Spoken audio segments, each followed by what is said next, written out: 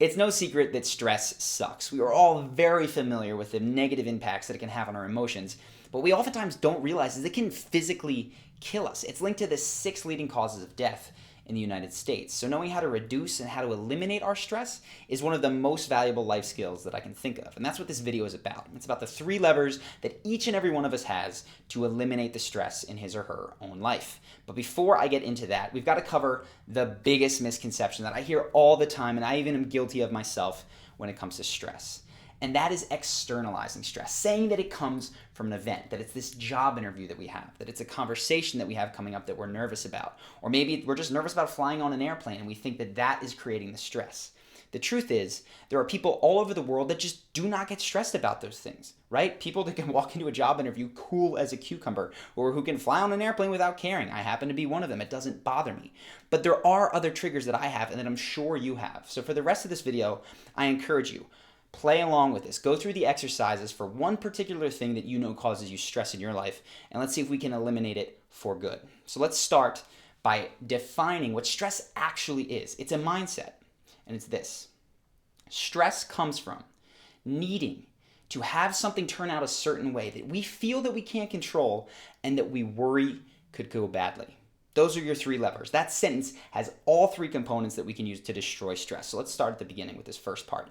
Stress comes from needing something to happen. If we stopped needing things, if we stopped getting so caught up in what we wish would happen and trying to control so much, we wouldn't feel stress, right? This is the whole Buddhist philosophy, is letting go of desires. Now, I don't advocate going that far.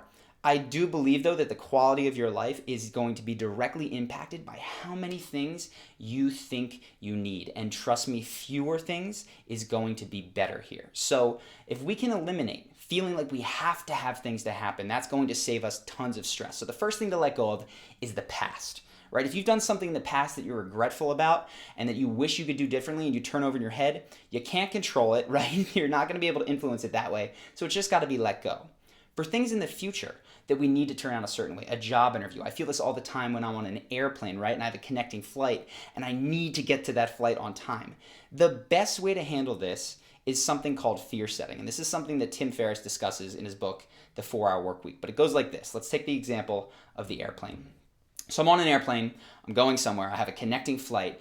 It's got an hour and 45 minutes, and we took off 45 minutes late. So I'm going, crap, this is going to be a really tight layover. I don't think I'm going to make it. I got to rush off this plane. The way that I calm myself, that I deal with that stress in that situation, is by stopping needing to make that flight. And I do that by fear setting. I go, you know what? Let's assume the worst thing happens. I'm not going to make this flight. I'm going to be stuck all day in this airport, maybe even through another night. I'll have to get a hotel. I'm going to be a day late to my vacation or my meeting or wherever it is I'm going. And then all of a sudden, even though that's doom and gloom and it's not what I want, I can relax because I've clarified what's going to happen in the future. And I go, you know what? That would suck, but I can deal with it. That is the best way to deal with neediness. If you're worried about breaking up with someone, right? Go through fear, set it. Go, what would happen if I broke up? Would I actually die? Or would I be sad for a while and get over it? If you left your job or were fired, would you starve, live on the street, right? And be left out in the cold? Probably not. You'd probably have to move in back home or with a friend or take a smaller apartment and a pay cut at a job you didn't like, but you would survive. When you start to fear set, truthfully, things are not as bad as they seem. So that's the first piece. You want to get rid of feeling like you need things. Second piece. Moving on to the control part. If we can increase our feeling of control, if we can increase the feeling of certainty, we can actually reduce stress. And this is why most people, right, feel safer when they're driving than they do when they're flying. When they're flying, they have no control. When they're driving, even though it's more dangerous and way more people die driving, they feel like they're in control, so they don't get nervous. So if we can increase that feeling of control, that's going to reduce the stress. Best way to do this is something called tree planning. And I did this when I left my job for the first time. I was very nervous. How would I pay my rent, right? How would I make any money? And what I had that I just dug up for this video is a 5-page document of all the things that I could do that could generate money, right? I have on there, I could lower my student loans by casting them over 30 years. I could reapply to college so that I didn't have to pay my loans for another year. I could busk on the street, play guitar for tips. I could bartend. I could wait tables. I could do odd jobs. I could Airbnb my bedroom and sleep on the couch, which I did. I have 5 pages of things that I did. And the weird thing about this is even though I left my job, and this is a longer story, but got down to $300 in my bank account sleeping on a floor, I wasn't ever stressed because I knew, okay, if I get to the end of this and this business doesn't work, all that I have to do is go back to this sheet and start at the top and work my way down, and I'll be fine. It won't be pleasant, but I'm not going to die. So when you can kill that uncertainty by tree planning, and the reason I call it tree planning is because most people have a stick plan. Here's where I am, here's what I need. If I don't get there, I'm screwed. It's terrible. A tree plan has different divergent paths, right? If that doesn't work, I'll go here. If that doesn't work, go here. If that doesn't work, go here. When you have if-then statements in your plan, you have more certainty that it's going to work out. That's going to reduce your stress. So that's the second thing. We've got fear setting. We've got tree planning. The third part, you think will go badly.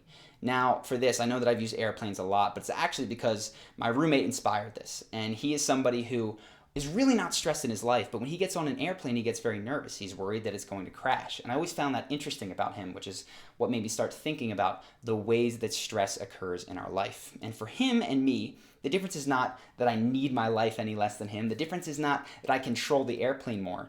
The difference is that he thinks it's going to crash and I think that it's going to land safely. So the best way to change our beliefs, yes, he's read the statistics, he knows, but we want to do that on an emotional level. And the best tool that I know of for this is an NLP tool called the Swish Pattern. You can YouTube this, Google it in greater detail, but I'm going to give you the 1-minute version right now. Basically, what you do is, on this hand, you place the image that you do not want to happen. You fail the job interview, the plane goes and crash and burn, the conversation goes terrible, the girl rejects you, whatever it is, and you play it out on this hand. On this hand, you have the good thing that you'd like to see. The plane lands safely, job interview goes well, you get a date with a girl, whatever it is. And you look at this hand and play it in your head vividly as you see it in the way that makes you nervous. And as soon as you start to feel that heart race or get a little bit nervous, in your head and with your hands in your mind's eye, you swish them out. Right? You have this image explode through this image coming towards your center of vision right here. And what that's going to do after you do it 10, 20 times, it can take several minutes to do, but it starts to train your habits, right? You get in the habit of every time I think of the plane crashing, boom, think of the plane landing safely and having a great vacation. You do that consciously. You direct your brain. You say, this is what I want you to do for 10 minutes, for maybe 20 minutes. It's not that long of a time. It seems like it.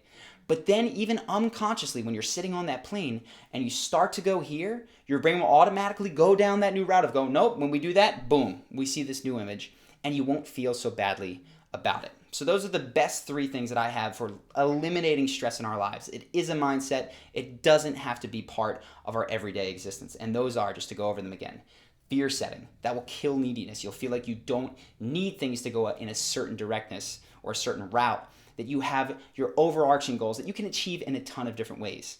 Tree planning, that's going to give you all the different paths that get to those goals. And then, of course, the Swish Pattern, which is going to just make you more optimistic and feel better. That's it for stress. That's all I've got right now. But I do have an announcement, and I want to thank 2 people for actually setting up Charisma On Command channels in different languages. And those people are Jose and Eric. Jose for the Spanish channel and Eric for the Russian channel. If you want to check those out in those native languages, if you speak them, go ahead into the description. I'll have links to those. If you like this channel in English, go ahead and subscribe. Of course, I'll be doing all of the English. Those guys are doing the dubs, but we have these kind of Q&A style that I take from my roommates and from the comments. We've also got charisma breakdowns of fictional characters, real life people, so that you know how the most charismatic people among us do what they do, how they speak so eloquently, how they feel so confident, how they tend to magnetize people towards them. If you have any suggestions for videos like this, Q&A style, go ahead, write them in the bottom, or people you'd like to see me break down, I'd be happy to do that. And of course, I hope that you guys have enjoyed this video, and I'll see you in the next one.